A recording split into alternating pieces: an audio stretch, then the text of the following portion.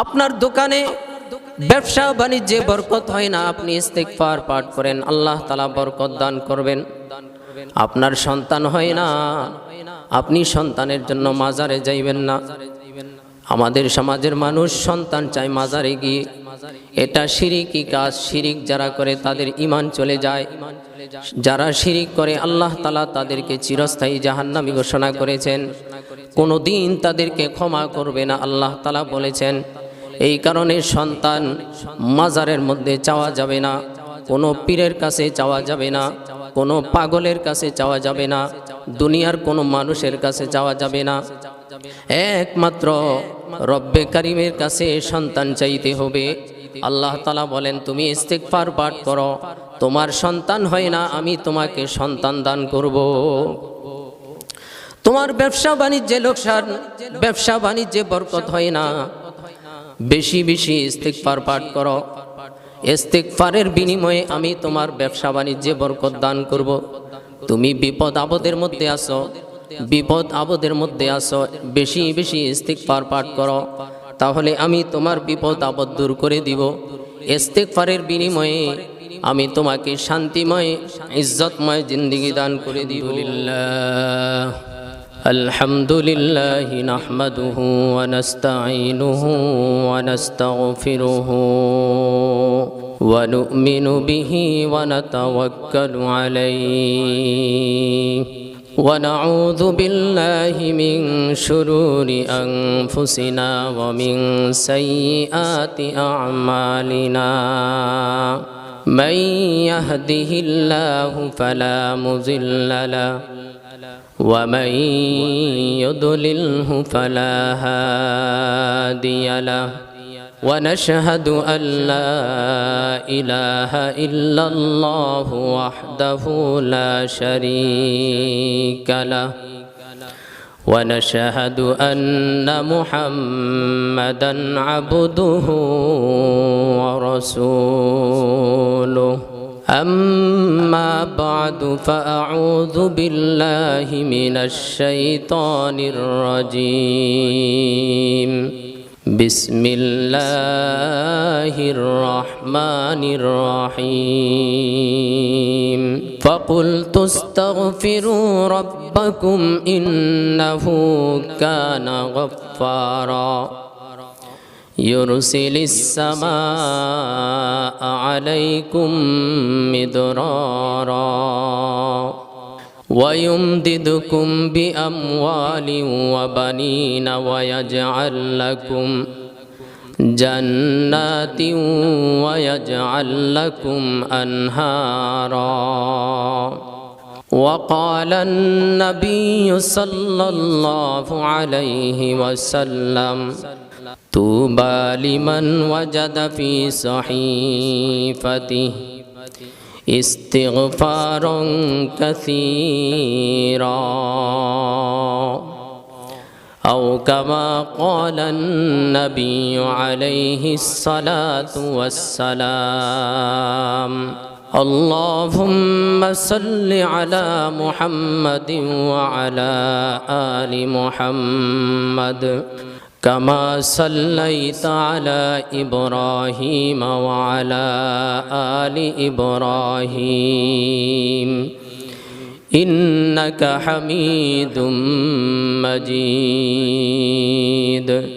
اللهم بارك على محمد وعلى آل محمد كما باركت على إبراهيم وعلى آل إبراهيم إنك حميد مجيد.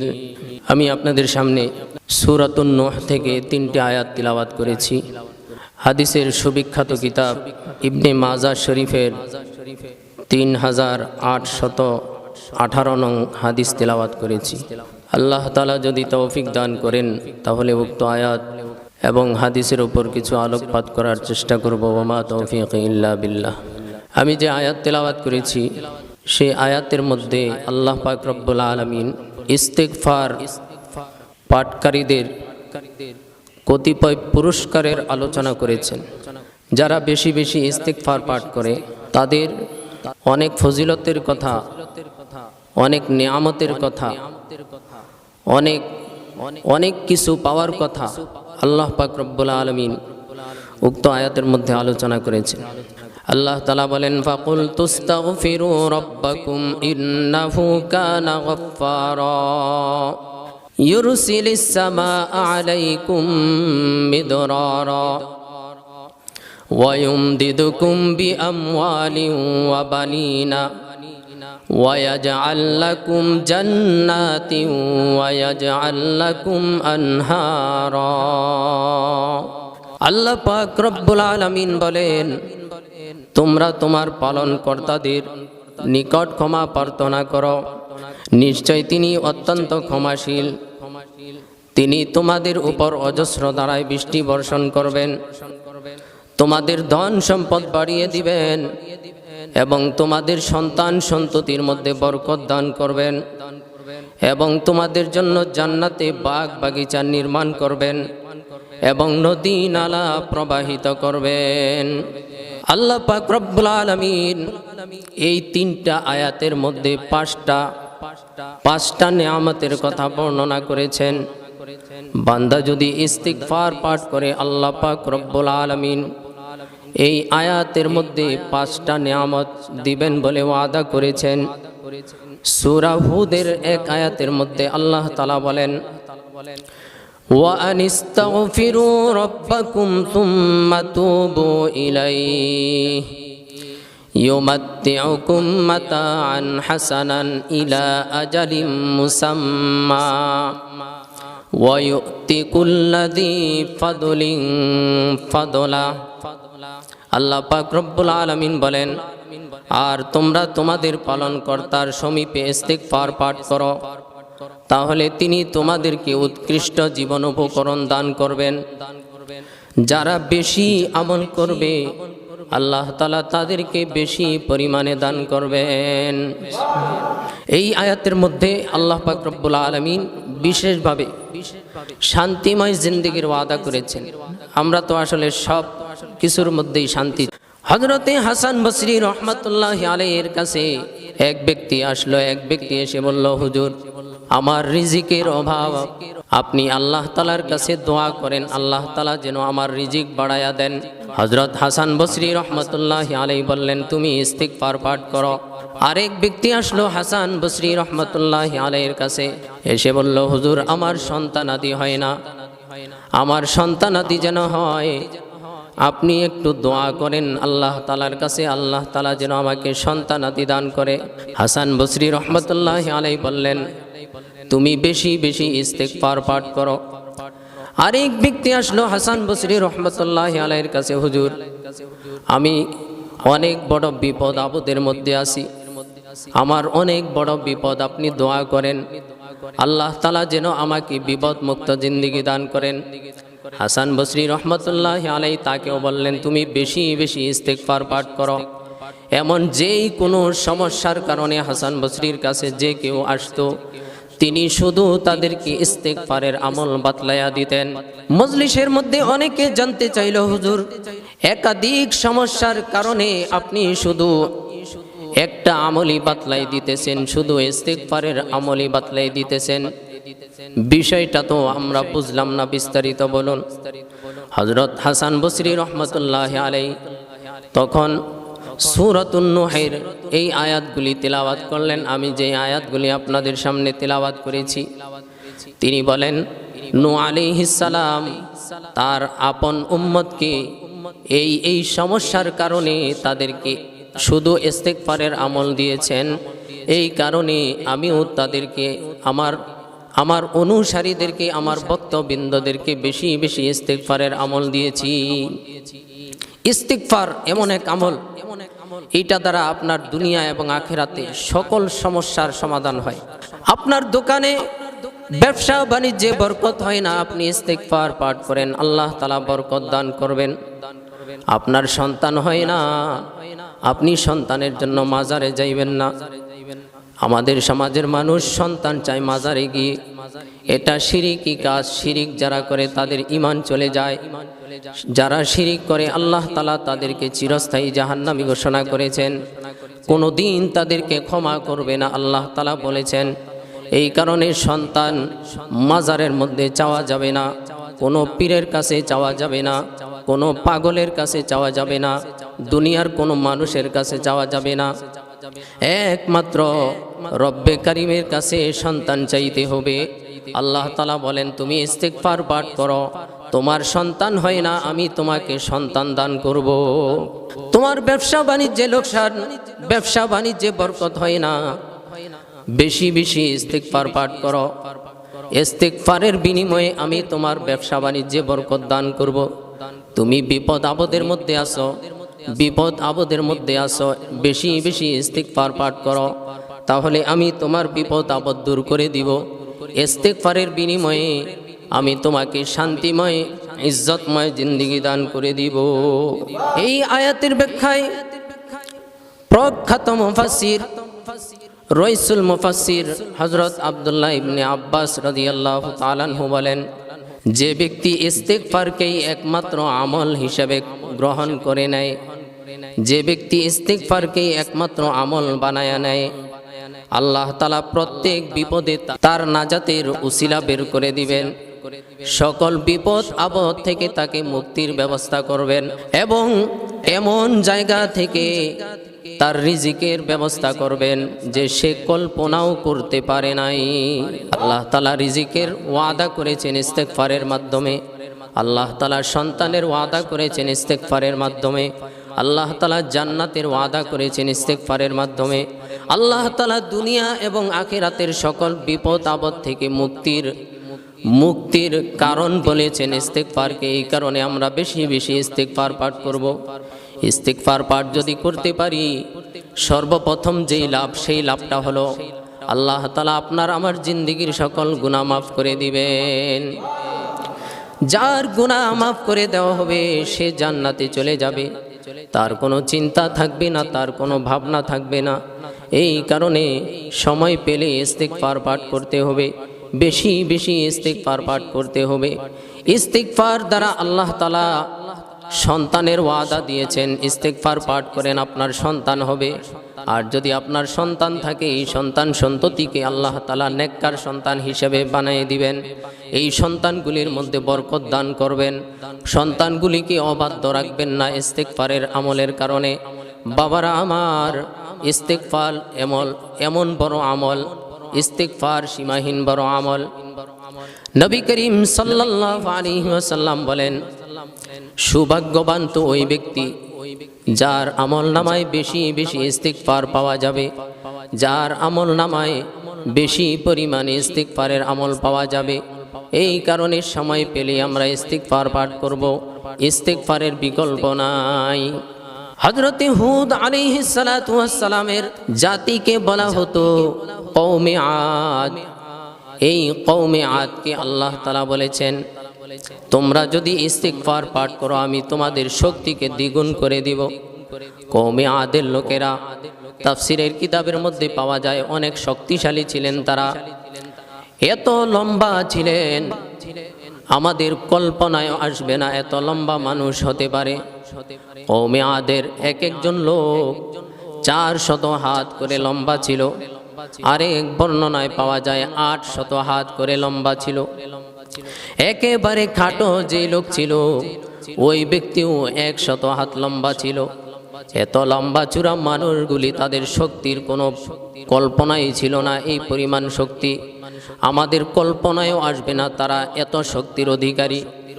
1000, 2000, 3000 বছরের পুরাতন গাছগুলিকে তারা 2 আঙ্গুলের দ্বারা উপরে ফেলে ছুঁড়ে মেলে ফেলে দেয়, এত শক্তি তাদের। আল্লাহ পাক রব্বুল আলামিন তাদেরকে বললেন, হুদ আলাইহিস সালাতু ওয়াস সালামকে বললেন, তুমি তোমার উম্মতদেরকে বলো তারা যদি ইস্তিগফার পাঠ করে আমি আল্লাহ তাদের যেই পরিমাণ শক্তি আছে এই পরিমাণ শক্তিকে ডাবল করে দিব, দ্বিগুণ করে দিব। তো ইস্তিগফারের কারণে আমরা শক্তিও অর্জন করতে পারি, আমাদের শরীরে শক্তির প্রয়োজন, কাজ করতে শক্তির প্রয়োজন, ব্যবসা বাণিজ্য করতে শক্তির প্রয়োজন, আমল করতে শক্তির প্রয়োজন, যা কিছু করি শক্তির প্রয়োজন। আল্লাহ তাআলা ইস্তিগফারের মাধ্যমে আপনার আমার শরীরের অন্যতম ঘাটতি শক্তির চাহিদাকেও আল্লাহ তাআলা মিটাইয়া দিবেন ইস্তিগফারের মাধ্যমে। যেমন আমরা দীর্ঘক্ষণ পর্যন্ত বিভিন্ন জায়গায় চাকরি বাকরি করি, চাকরি বাকরি করতে করতে কাজ করতে করতে এক পর্যায়ে ক্লান্ত এসে যায়। ক্লান্ত যখন এসে যায়, আপনি একটু বসেন, একটু নিরিবিলি বসেন, 70 বার ইস্তিগফার পাঠ করেন। আল্লাহ পাক রব্বুল আলামিন এই 70 বার ইস্তিগফারের পাঠের বিনিময়ে আপনার শরীরের মধ্যে যেই ক্লান্তি ছিল সেই ক্লান্তি দূর করে দিবেন। যেই পরিমাণ শক্তি আপনার দরকার ওই পরিমাণ শক্তি আল্লাহ তাআলা ইস্তিগফারের বিনিময়ে দান করে দিবেন। আপনি রোজাদার ব্যক্তি, রোজা রাখতে রাখতে ক্লান্ত হয়ে গেছেন। এই যে এখন অনেক বড় দিন, অনেক বড় দিনে রোজা পড়ে, অনেক প্রখর রোদের তাপ, এই তাপের মধ্যে দুপুর বেলা যখন হয়ে যায়, একদিক দিয়ে পেটের মধ্যে ক্ষুধা লেগে যায়, আরেক দিক দিয়ে সীমাহীন পানির পিপাসা লেগে যায়, আরেক দিক দিয়ে শরীর জীর্ণ শীর্ণ হয়ে যায়, শরীরের মধ্যে কোনো শক্তি খুঁজে পাওয়া যায় না। কিন্তু আমরা তো চাকরিজীবী মানুষ, ব্যবসাজীবী মানুষ, আমাদের চাকরি করতে হয়, ব্যবসা করতে হয়, কাজ করতে হয়, কিন্তু রোজা রাখার কারণে অনেক সময় আমাদের শরীরের শক্তি নষ্ট হয়ে যায়। বাবারা আমার, চিন্তার কোনো কারণ নাই। 1 থেকে 70 বার পর্যন্ত আপনি ইস্তিগফার পাঠ করেন। আস্তাগফিরুল্লাহ, আস্তাগফিরুল্লাহ, আস্তাগফিরুল্লাহ, 70 বার আপনি ইস্তিগফার পাঠ করেন। আল্লাহ পাক রব্বুল আলামিন আপনার যেই পরিমাণ শক্তির প্রয়োজন ওই পরিমাণ শক্তির যোগান দিবেন। আপনার শক্তিকে আল্লাহ তাআলা ডাবল করে দিবেন। বলেন সুবহানাল্লাহ। তো কওমে আদের লোকেরা এত শক্তিশালী থাকা সত্ত্বেও আল্লাহ তাআলা তাদেরকে বলেছেন, তোমরা যদি ইস্তিগফার পাঠ করো, ইস্তিগফার পাঠের বিনিময়ে আমি তোমাদের শক্তিকে দ্বিগুণ করে দিব। বলতেছিলাম ইস্তিগফার সীমাহীন বরকতপূর্ণ, সীমাহীন ফজিলতপূর্ণ। ইস্তিগফারের দ্বারা আপনার সর্বপ্রথম যেই লাভ হবে সেটা হলো আপনার জিন্দেগীর সকল গুনাহ মাফ হয়ে যাবে। আল্লাহ তাআলা আপনার জিন্দেগীর সকল গুনাহ মাফ করে দিবেন। ইস্তিগফার দ্বারা 2 নাম্বার যে লাভ আপনার হবে সেটা হলো রিজিকের মধ্যে আল্লাহ তাআলা বরকত দান করে দিবেন, রিজিকের পেরেশানি দূর করে দিবেন, রিজিকের অভাব দূর করে দিবেন। 3 নাম্বার ইস্তিগফার দ্বারা আপনার যে লাভ হবে সেটা হলো আল্লাহ তাআলা আপনাকে সম্পদশালী বানিয়ে দিবেন। 4 নাম্বার ইস্তিগফার দ্বারা আপনার যে লাভ হবে সেটা হলো আপনাকে আল্লাহ তাআলা সন্তান সন্ততি দান করবেন, সন্তান সন্ততির মধ্যে বরকত দান করবেন। 4 নাম্বার 5 নাম্বার আল্লাহ তাআলা আপনাকে জান্নাত দান করবেন। 6 নাম্বার আল্লাহ তাআলা আপনাকে শক্তিশালী পুরুষ হিসাবে নির্বাচন করবেন। 7 নাম্বার আল্লাহ তাআলা আপনাকে মুস্তাজাবুদ দাওয়া বানিয়ে দিবেন। মুস্তাজাবুদ দাওয়া, অনেকে বলতে পারেন মুস্তাজাবুদ দাওয়া কাকে বলা হয়? মুস্তাজাবুদ দাওয়া শব্দের অর্থ হলো যার সব দোয়া আল্লাহ তাআলা কবুল করেন তাকে মুস্তাজাবুদ দাওয়া বলেন। হাত উঠায়া যখনই আল্লাহ তাআলার কাছে যা কিছু চাওয়া হয় আল্লাহ তাআলা তাকে দিয়ে দেন, আল্লাহ তাআলা তার দোয়াকে কবুল করেন, একেই বলা হয় মুস্তাজাবুদ দাওয়া। একটা ঘটনা বলছি শোনেন। জগৎ বিখ্যাত মুহাদ্দিস, 4 মাযহাবের এক মাযহাব ইমাম আহমদ বিন হাম্বল রহমাতুল্লাহি আলাইহির একটি ঘটনা বলছি। তিনি হাম্বলি মাযহাবের প্রতিষ্ঠাতা ছিলেন।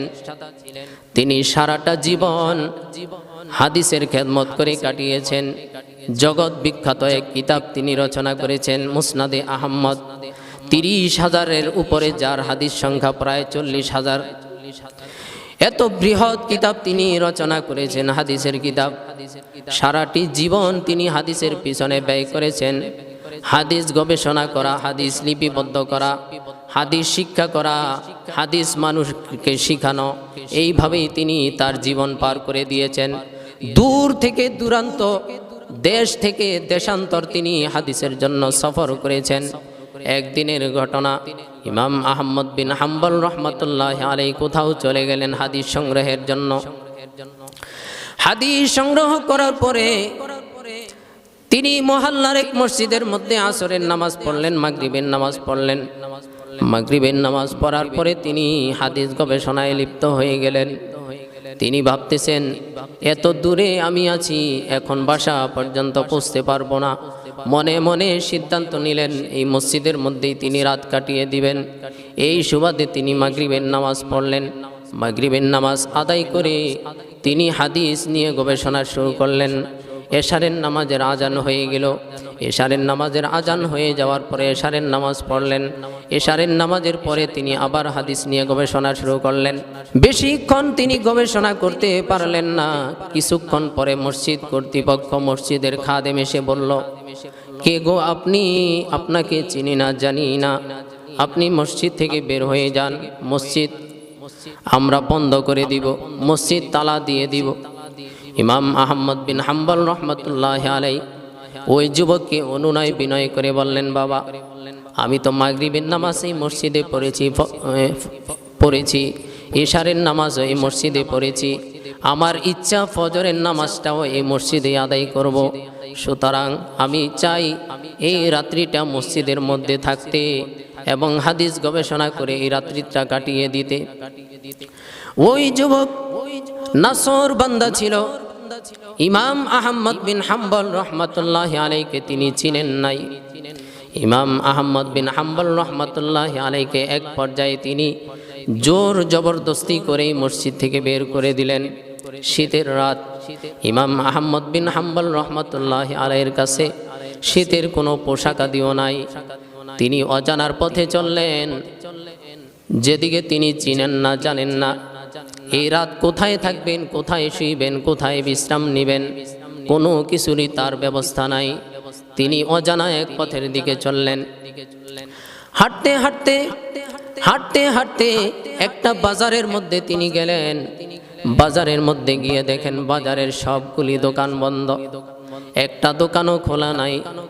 বাজারের শেষ প্রান্তে গিয়ে দেখেন একটা মাত্র রুটির দোকান খোলা। এক যুবক রুটি তৈরি করতেছে, রুটি বানাইতেছে, রুটি বিক্রি করতেছে। ইমাম আহমদ বিন হাম্বল রহমতুল্লাহ আলাইহি ওই যুবককে গিয়ে বললেন, হে বাবা, আমি যদি তোমার দোকানের মধ্যে বসি, তোমার দোকানে রুটি বানাইতে যে আগুন জ্বলতেছে, যেই চুলা জ্বলতেছে, এই চুলার পারে আগুন পোহাতে পোহাতে যদি আমি রাত কাটায় দেই, তোমার কোনো আপত্তি আছে কিনা? যুবক বলল, আপনি শীতের মধ্যে আমার চুলার পাশে বসে সারা রাত আগুন পোহাবেন, আপনার যদি ক্ষতি না হয় আমার কিসের ক্ষতি, আমার কিসের আপত্তি? আমার কোনো আপত্তি নাই, আপনি বসতে পারেন, আপনি আমার আগুন পোহাতে পারেন। ইমাম আহমদ বিন হাম্বল রহমতুল্লাহ আলাইহি চুলার পাশে একটা বেঞ্চের মধ্যে বসে গেলেন। ওই বেঞ্চের মধ্যে বসেই তিনি হাদিস গবেষণা শুরু করে দিলেন। হাদিস গবেষণা শুরু করে দিলেন। হাদিস গবেষণা করতে করতে তিনি খেয়াল করলেন এই যুবক একটু পরে পরে বলে আস্তাগফিরুল্লাহ। এই যুবক রুটি বানায়, বলে আস্তাগফিরুল্লাহ। আটা দিয়ে খামিরা তৈরি করে, বলে আস্তাগফিরুল্লাহ। কাস্টমার আসে রুটি বিক্রি করে, বলে আস্তাগফিরুল্লাহ। কাস্টমার থেকে টাকা নেয়, বলে আস্তাগফিরুল্লাহ। তিনি সব সময় শুধু আস্তাগফিরুল্লাহর আমল করতে লাগলেন। ইমাম আহমদ বিন হাম্বল রহমতুল্লাহি আলাইহির মনে কৌতূহল জাগ্রত হলো।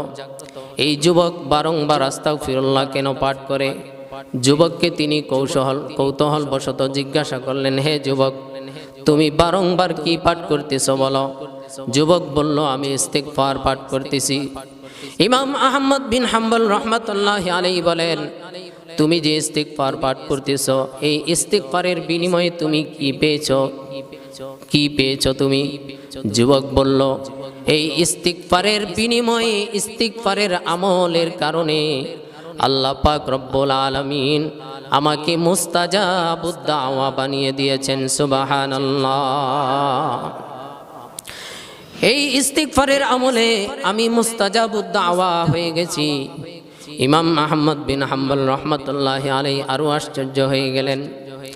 বলে কি একজন রুটি দোকানদার, একজন যুবক, সে নাকি মুস্তাজাবুদ দাওয়া হয়ে গেছে। ইমাম আহমদ বিন হাম্বল বললেন, তুমি কিছু প্রমাণ আমার কাছে পেশ করো, তুমি কিভাবে মুস্তাজাবুদ দাওয়া হলে।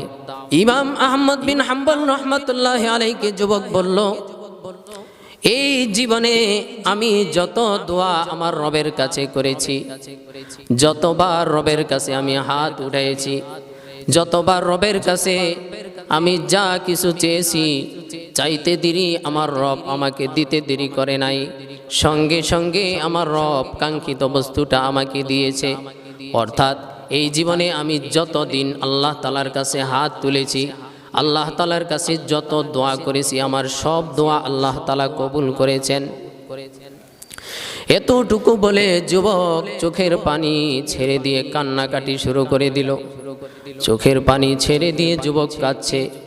ইমাম আহমদ বিন হাম্বল রহমতুল্লাহি আলাইহি বললেন, তুমি কাঁদছো কেন? তোমার তো কোনো দুঃখ থাকার কথা নয়, তুমি তো মুস্তাজাবুদ দাওয়া, তোমার দোয়া কবুল হয়। তোমার তো কোনো পেরেশানি থাকারও কথা নয়, তোমার তো কোনো বিপদ আপদ থাকার কথা নয়, কারণ তুমি ইস্তিগফারের আমলের বিনিময়ে মুস্তাজাবুদ দাওয়া হয়ে গেছো। যুবক বলে, বাবাজি আমার, কে তুমি, কে আপনি? আপনাকে আমি চিনি না। আমি একটা কারণে কাঁদি। ইমাম আহমদ বিন হাম্বল রহমতুল্লাহি আলাইহি আরো আশ্চর্য হয়ে গেলেন, আরো কৌতূহল বশত হয়ে গেলেন। কি সেই কারণটা বলো দেখি, আমি তোমার কারণটা দূর করতে পারি কিনা। যুবক বলে, আল্লাহ তাআলা আমার জীবনের সব দোয়া কবুল করেছেন, একটা মাত্র দোয়া কবুল করেন নাই। আজকেও তো এশারের নামাজের পরে হাত উঠায় দোয়া করেছি, আল্লাহ জীবনে একবার হলেও ইমাম আহমদ বিন হাম্বলের সাক্ষাৎ তুমি আমাকে দিয়ে দিও। বলেন সুবহানাল্লাহ। জীবনে একবার হলেও ইমাম আহমদ বিন হাম্বলের সাক্ষাৎ তুমি আমাকে দিয়ে দিও। এবার ইমাম আহমদ বিন হাম্বল রহমতুল্লাহি আলাইহি আর চোখের পানি ধরে রাখতে পারলেন না, চোখের পানি ছেড়ে দিয়ে কাঁদতে লাগলেন আর বলতে লাগলেন, বাবা সত্যি তুমি মুস্তাজাবুদ দাওয়া, সত্যি আল্লাহ তাআলা তোমার দোয়া কবুল করে। শুধু কবুলই করে না, এই যে তুমি বলতেছো তোমার একটা দোয়া কবুল হয় নাই, তোমার এই দোয়াটাও আল্লাহ তাআলা কবুল করে নিয়েছে।